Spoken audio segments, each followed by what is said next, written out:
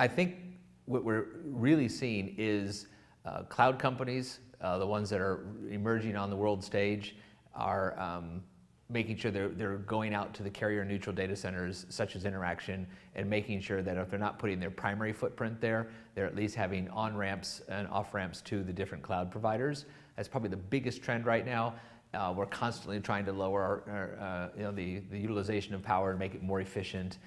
We want to make sure that we're expanding the data center to keep up with demand, but the real driver that we're experiencing right now is making sure that those cloud providers have a secure, awesome data center to locate their cloud assets.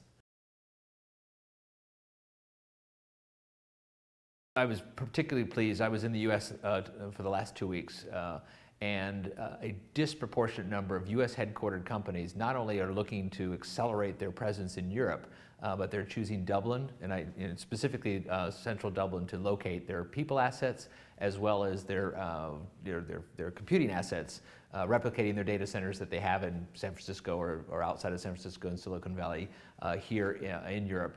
And the disproportionate number of activity is actually leaning towards or landing here in Dublin. So the activity is very strong. I think it's very important that there continues to be quality engineers that understand the mechanical, understand the electrical environment. You want to make sure you continue to have a robust sales force that not just knows how to sell, but really understands the cloud segment, that really understands the financial community of interest, the digital media community of interest, and are able to be able to spend time in helping customers solve problems. So Dublin's uniquely positioned. I mean, it is the only native English-speaking Eurozone member.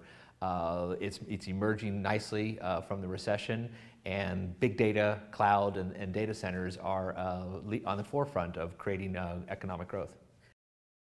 Fortunately, Dublin's, just from its geographic location, bridges the UK and therefore the rest of the continent and the United States extremely well. The undersea cables go through diverse paths throughout Ireland on the way to the US. So you're able to not only have a data center that is robust and electricity that is high quality and available, but you have incredible fiber routes that allow for these, again, the digital community of interest in the media or in the financial space to be able to have the connectivity they need.